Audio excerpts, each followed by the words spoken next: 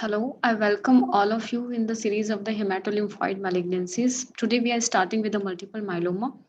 But before moving on to the multiple myeloma, you should have some idea regarding the plasma cell dyscrasia. That is what is plasma cell dyscrasia? Plasma cell dyscrasia is neoplastic proliferation of the plasma cell, and there is a secretion of the immunoglobulin, and there are so many diseases are coming under this plasma cell dyscrasia. One of them is multiple myeloma and it is malignant, then heavy chain disease, and other being the Waldenstein macroglobulinemia and smoldering myeloma, smoldering and MGUS. All these are the plasma cell dyscrasia. Multiple myeloma is plasma cell disorder, neoplastic plasma cell disorder, but here the clonal proliferation. All the plasma cells are clonal in the nature. So word clonal is important, and followed by the monoclonal protein secretions in the blood and the urine, and associated with the organ dysfunction. So these three things are very important. That is neoplastic plasma cell proliferation, and these plasma cells are of the clonal origin. All should be same, and along with the clonal secretion of the protein. Sometimes non-secretory also there, but if they are there, then monoclonal protein in the blood and the urine, and associated with the organ dysfunction. Now, in the previous lecture also, I told you this or shown you this diagram so many times. This uh, plasma cells arise from the specifically from the B lymphocyte. B lymphocyte in the lymph node, because these plasma cells are the post-germinal centers B cells. So these B cells are converting to the plasma cell with the help of the CD4 plus T help cells, that is helper T cells. But certain mutations take place or any DNA defect during this conversion. When this conversion is going place, then certain mutations or DNA defect will lead to the neoplastic nature of the plasma cells. So this is the reason, one of the reason or one of the etiology of the multiple myeloma. Then this whatever the protein is going to secreted by the plasma cells, they also become monoclonal. So plasma cells secrete antibodies, or we can say globulin, that is gamma globulin. They also are monoclonal. So this is diagram of the immunoglobulin. This is heavy chain, this is heavy chain, and this is light chain. The light chain is made up of kappa or lambda, and the heavy chain has, on the basis of the heavy chain, they can be of 5 type: IgG, IgA, IgM, IgD, IgE. If we talk about the multiple myeloma or plasma cell dyscrasia, then majority of them are IgG type. Majority of them are IgG type, followed by A, then D, E, and lastly M. If the secretion of the protein is of IgM nature, then it is called Waldenstein macroglobulinemia. WM in the starting, I told you WM. So in Waldenstein macroglobulinemia, the secretion protein is of IgM type. So in the, as I told you, all they are plasma cells. Plasma cells are monoclonal, and the immunoglobulin which is secreted is also monoclonal. So any one, either IgG will be there, IgA will be there, and the light chain also either kappa is going to overproduce or lambda is going to overproduce. So this is normal plasma cells. They are the polyclonal. You can see the different color, and the antibodies secreted are of different nature, as these are the polyclonal type of the antibodies.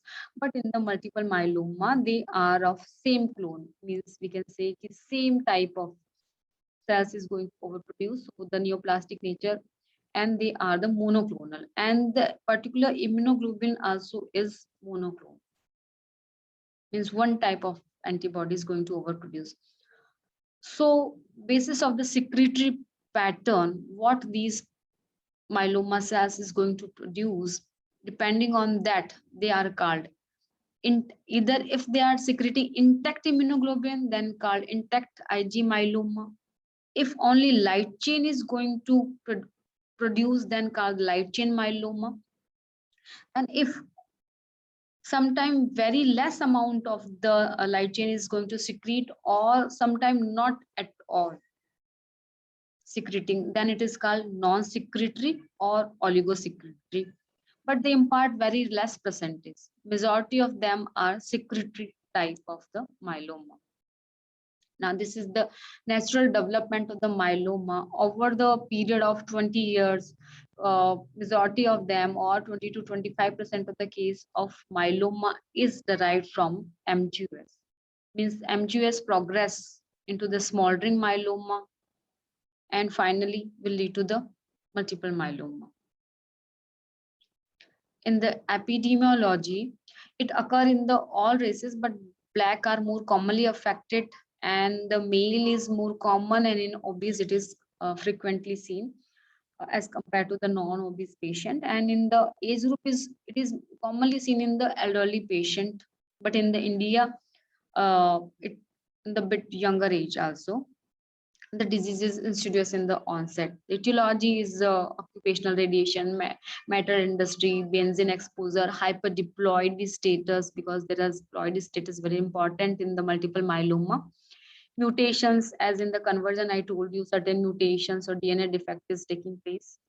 The pathogenesis play a very important and pivotal role. And certain therapy or for the treatment also, this pathogenesis play a very important role. So the multiple myeloma cells, there is a they interact with the extracellular matrix protein or the stromal cells via these adhesions molecules. These are the adhesions molecules like ICAM, VLA4, VLA5, CD56, CD44, SYNDICAN. These are the adhesions molecules. So these multiple myeloma cells adhere with these stromal cells, and after the adhesion, certain secretions of the particular growth factor, tumor necrosis factor, interleukins, or insulin-like growth factors. So via this adhesions molecule, there is a secretion of this growth factor. So will lead to the tumor growth, proliferation, and the drug resistance.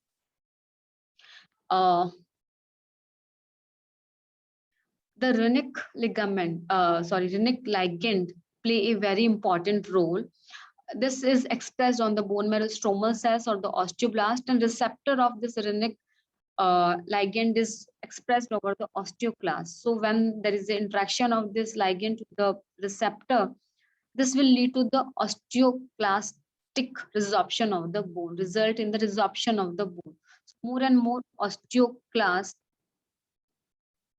is going to overproduce, and the osteoblasts are inhibited, So because of this osteoclastic activities, there is a resorption of the bone and finally lead to the increased calcium level in the blood and the urine as well. And the other important thing is there is a decrease osteoproteins, increase renic ligand and decrease osteoproteins. This is all via the interleukin 6. And interleukin 6 act as a tumor or anti-apoptotic factor also. Multiple myeloma cell as well as stromal cell both secrete interleukin 6, or sometime interleukin 1 act on the stromal cells to produce interleukin 6, and finally this will produce the or lead to the increase in renic ligand. And you know renic ligand will via the osteoclast, there is a bone resorption activities there. Specifically, when there is adhesions via SYNDICAN, there is a release of the matrix metalloproteinases, MMP1. This will lead to the bone resorption and tumor invasion. There are so many MMP are released, MMP1, MMP9, but the important one are these two. This is again the pathogenesis. Osteoblasts are inhibited via the WNT pathway, and via the macrophage inflammatory protein, renic ligaments are going to expressed. So the important role in pathogenesis, microenvironment, these form the microenvironments of the bone marrow. And when there is interaction of these myeloma cells with the bone marrow due to the osteoclastic activation, blastic inhibition, and the proliferation of the cell. And here I would like to tell you that's why whenever there is a fracture in the multiple myeloma, alkaline phosphatase activity is not going to uh, or alkaline phosphatase is not increased, because you just remember osteoblast is proportional to the alkaline phosphatase. Normally whenever there is a fracture, alkaline phosphatase increase because osteoblasts are also going to increase. But here, though there is a fracture, but alkaline phosphatase activity is not increased. So you just remember this phenomena कि जब osteoblast भी बढ़ेगा तब तब ही alkaline phosphatase बढ़ेगा. Now, role of the viral infections also play important role. IgS translocation, specifically of the cyclin D. These are the family, or FGFR3 or MAMSET gene play important role. Now, how do we diagnose the multiple myeloma? According to the International Myeloma Working Group, they proposed the revised criteria for all these paraproteinemia, these multiple myeloma, and these are the paraproteinemia, including multiple myeloma.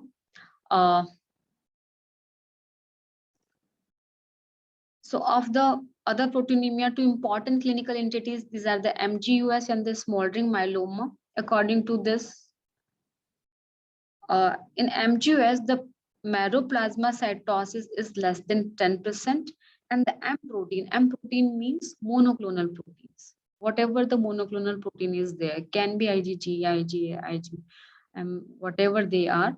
M protein is monoclonal proteins. They are less than 3 gram per deciliter. So plasma cells are less than 10%, and the secreted protein is less than 3 gram. And when the percentage is increased up to 60%, plasma cell or protein is greater than 3 gram per deciliter, it is called smoldering myeloma. But in both this condition, the common thing is there is a no organ and organ dysfunction. These are the criteria for multiple myeloma. These are the criteria for multiple myeloma. Here, the clonal bone marrow plasma cells, the word clonal is important, is greater than 10%, or biopsy proven bony or extramedullary plasmacytoma, or one of the myeloma defining event. These are the myeloma defining, either one or more than one myeloma defining event can be present. These are attributed with the acronym CRAB. C denote hypercalcemia, R denote renal damage, A for anemia, B for bone lesion. In hypercalcemia, when the percent in 11 milligram per deciliter, when the calcium level is more than that, and renal damage when the creatinine clearance is less than 40 ml per minute.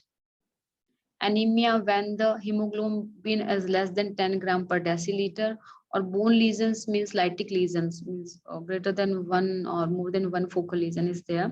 So these are the CRAB criteria, or any one or more of the biomarker of the malignancies are present. These are the three biomarker of the malignancy. One is clonal bone marrow plasma cell when more than 60%, involved upon uninvolved serum free light chain ratio should be 100. Initially, I told you either kappa chain is going to overproduce or lambda chain is going to overproduce. Normal ratio of this kappa to lambda is 0.26 to 1.65. Means that this is the ratio.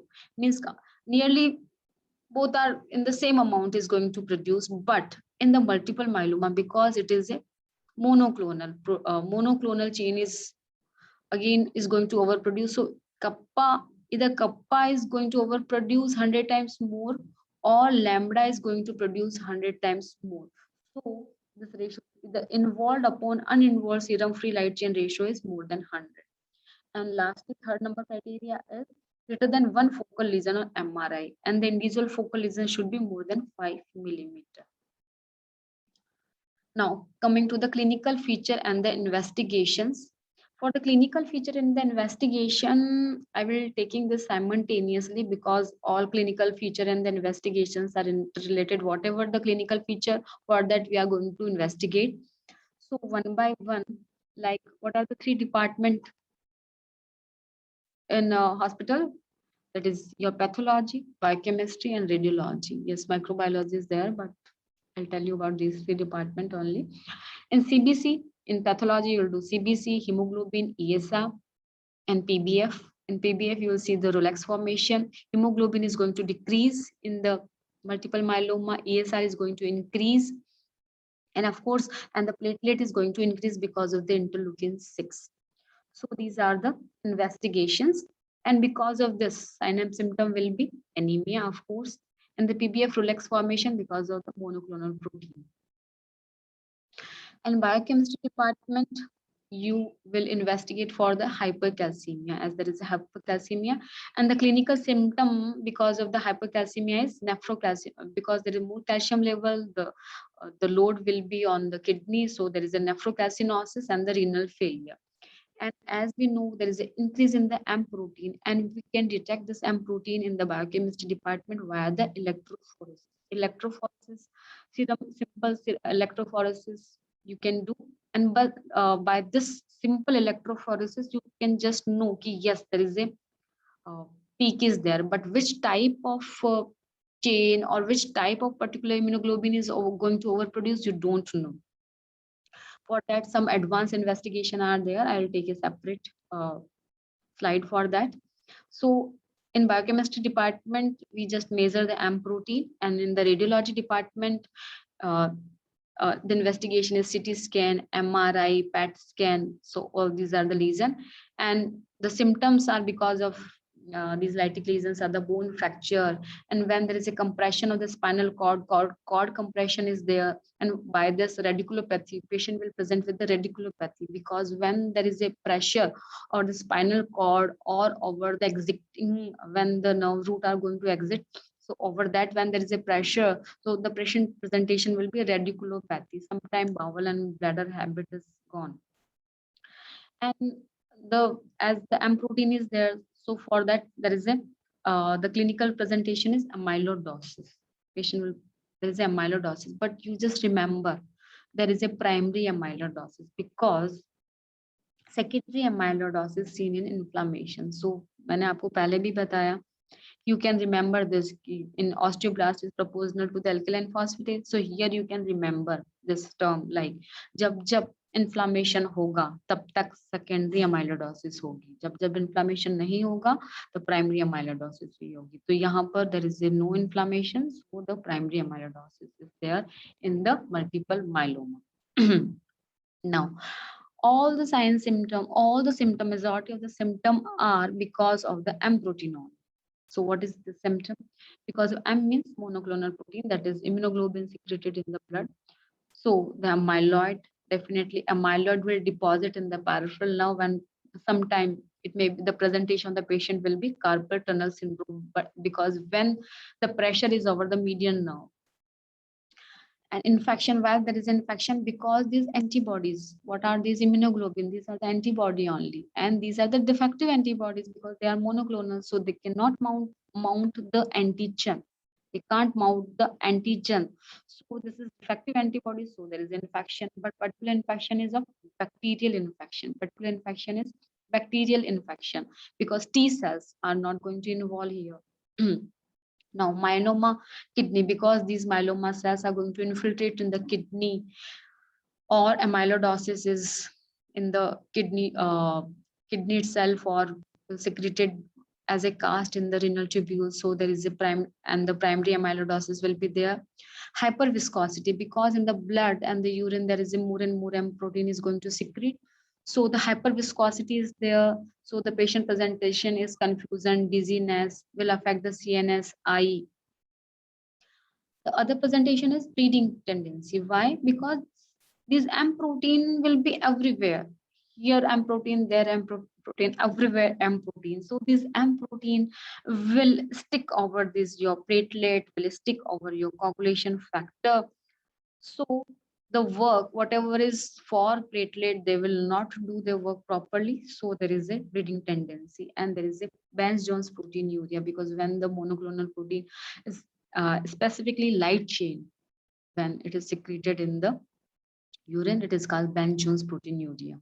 So all you have seen, all the sign and symptom. So in the next few slides, I will take in very quick manner. So presentation of weakness, weightless because of your hemoglobin or UCBC, because all are going to decrease. Other are the like skeletal lesion, renal lesion, hyperviscosity. I have told you about the CRAB acronym: calcium elevation, renal insufficiency, anemia, bone diseases.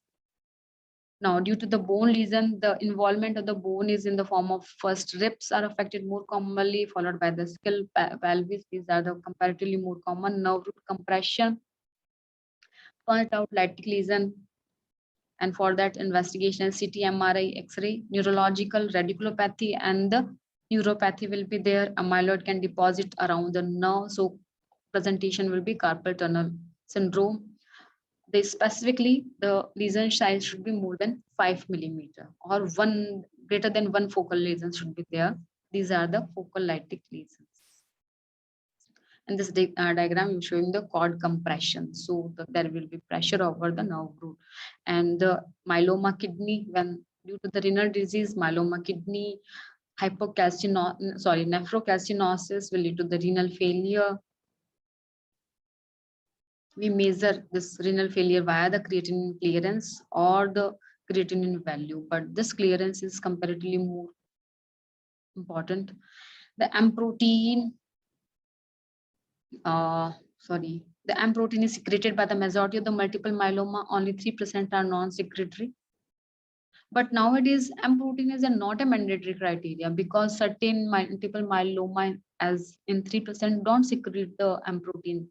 So this is not mandatory, but just for to differentiate either it is secretory myeloma or non-secretory myeloma. Infection will be there, pallor will be there, hyperviscosity is there, bleeding tendency, coagulation abnormality, all I have covered. Amyloidosis. Now investigations I have covered. Bone marrow. In bone marrow, we see the percentage of the myeloma cells. These myeloma, these monoclonal plasma cells can reach up to the 90%. The plasma cells are these are the pictures of the, this is the picture of the plasma cells. There is a eccentrically placed nucleus, and there is a perinuclear half is there, means there is a no cytoplasmic staining over here. So this is half and eccentrically placed nucleus. In the previous series of the lecture, I told you, more the mature cell, the condense is chromatin, and when the immaturity is there, the open up chromatin is there. In M protein, because of this M protein or immunoglobulins, they are going to deposit in the plasma cells in the form of the Dutcher bodies and the Russell bodies. These Dutcher bodies and the Russell bodies are nothing but these are the intracytoplasmic or intranuclear inclusions. When these immunoglobulins are deposited in the nucleus, they are called Dutcher bodies, and when these immunoglobulins are deposited in the cytoplasm, they are called Russell bodies, and these cells are called Mott cells. The cell is called Mott cell. The cell is called Mott cell, and this is phlegm cell. When there is a cytoplasmic flaring and there is a deposition of the amyloid. This is clinical picture of the plasma cell. There is a perinuclear half because of the Golgi region, and there is a Rolex formation. Why there is a Rolex formation? Because of the M protein. And because of the M protein, means like M protein is here and there, that's why they stick together. And this is again the Mott cell. Now bone marrow histology. Bone marrow histology, to just see the architecture, especially we do this bone marrow biopsy in the case when there is asymptomatic multiple myeloma or the hypocellular marrow is there, that is dry tape. In the aspiration when dry tape is there, or when there is a fibrosis, or when we want to do the Congo red staining to picking up the cases of the amyloidosis. And specifically we see in the bone marrow biopsy infiltration patterns, and these patterns are of four type. Either interstitial pattern, means these cells, myeloma cells, are dispersed in the among the fat and the hematopoietic cells diffusely dispersed. And in the nodular form, they form plasma cells, form the nodules. Plasma cells form the nodules. In the packed, it's completely packed with the myeloma cells. In the paratrabecular, the around the paratrabeculae, these myeloma cells are present. So these are the infiltration pattern. The other uh, bone marrow changes are angiogenesis, thinning of the trabeculae because of the lytic lesion I told you. And the immunophenotyping, the CD38 and the 56 are very important for the characterization of the myeloma cells. And the ISC CD38 and CD38 and 138. Sorry. Abnormal plasma cells. Normally these myeloma cells are negative. CD19, 20, 45, 27, and 22 show negativity. But normal B cells are positive for, because normal B cells are CD19 and positive, but these myeloma cells are negative and show the CD38 and 138 positivity. Now monoclonal M protein.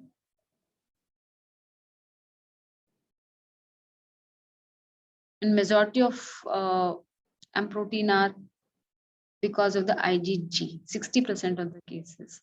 And IgM secretion is rare. M protein is seen as a peak in the serum electrophoresis. I'll see you the diagram where this is the normal electrophoresis. This is albumin. This is globulin alpha, beta, and gamma. This is normal. But when there is a M protein or monoclonal protein, and these are the gamma globulins there, then there will be M peak, means monoclonal proteins are raised. But which type of monoclonal protein raised is confirmed by the densometry or immunofixation So normal serum electrophoresis will show कि M band is present, and via the immunofixation we can know कि yes, IgG is going to overproduce or IgA is going to overproduce. For subtyping we are using immunofixation, but only qualitatively we know. For quantity, to measure the quantity, we have to perform the FLC via free light assay or densometry. So by densometry, we exactly quantitate the amount also. This is M peak, this is normal polyclonal gammopathy, and this is monoclonal spike. Other test for investigation is cryoglobulin. This cryo means birth. So cryoglobulin precipitate at the 4 degrees centigrade in the fridge. Benz-Jones protein in the urine imaging studies, already I covered all. Now cytogenetic play a very important role. Some of the cytogenetic finding associated with the poor prognosis, and the one that is translocation 1114 is associated with the good prognosis. The other are monosomy 13, loss of 13, translocation 414. Now molecular finding or molecular genetics is expression of the translocation oncogenes or cyclin D. On the basis of that, they are divided into the 5 type. Now coming to the differential diagnosis. Differentiation, we have to differentiate multiple myeloma from Waldenström macroglobulinemia. In the first 2 slides, I told you in the Waldenström macroglobulinemia, the secretion of protein is IgM type. So the secretion of IgM type, and they are CD20 positive. Normal myeloma cells are CD20 negative. They are CD19 negative also, CD20 negative also, but WM cells are positive for CD20. And there is presentation of the lymphadenopathy and splenomegaly. Multiple myeloma have to be should be ruled out from the reactive plasmacytosis also. These are the polyclonal, while multiple myeloma are the monoclonal. So the anti-kappa and anti-lambda positivity is seen in the reactive plasmacytosis, unlike myeloma cells, which are the monoclonal. MGUS, the percentage of the plasma cells are less, with the secretion of the protein is also less. Lymphoma, we have to rule it by the ISC, then metastatic deposit also very important. So epithelial marker will be helpful for that. Now staging is done by the Durer Salmon staging, international staging system, and the revised international staging system. You can go through with your textbook also for that. This is the, how plasma cells look like. Now these are the risk factor or the prognostic factor, good prognosis or bad prognosis factor for microglobinemia, like increase microglobulin, increase CRP, plasmablastic morphology, increase LDH or nodular pattern, increase serum creatinine, deletions or these molecular abnormality, or increase interleukin 6 level. All these are associated with the bad prognosis. So all these are the prognostic indicators of the multiple myeloma. Now these are the principle of the management. Though it is incurable, but we have to, the main aim of the therapy is to prolong the progression free survival. So induction therapy is given, sometimes stem cell transplantation, that is auto stem cell transplantation, or maintenance therapy is given. These are the drug, that is melphalan, prednisolone, thalidomide, lenalidomide, proteasome inhibitor, bisphosphonate, rituximab, inhibitors of the interleukin 6. If you have seen my pathogenesis slides very carefully, so these adhesions molecules play a very important role. So newer therapies are targeting these adhesions molecules also. And these are minimal residual disease, means when after therapy also some residual diseases remain, means that part will be very less. To detect these, very sensitive technique have to be utilized. So MRD is detected via the MFC. That is normal flow cytometry is there, but this is multi-parameter or multicolor flow cytometry. The sensitivity of this test is 1 into 10 to the power 4. Means this, via this we can detect the 1 myeloma cells over 10 to the power 4 cells, bone marrow cells. The allele specific oligonucleotide, this is comparatively more sensitive. Here the sensitivity is 1 to 10 to the power 5, means 1 myeloma cells we can detect among 10 to the power 5 bone marrow cells. And the next generation sequencing, the sensitivity is 1 raised to 10 to the power 6. 1 myeloma cells among 10 to the power 6 bone marrow cells can be detected.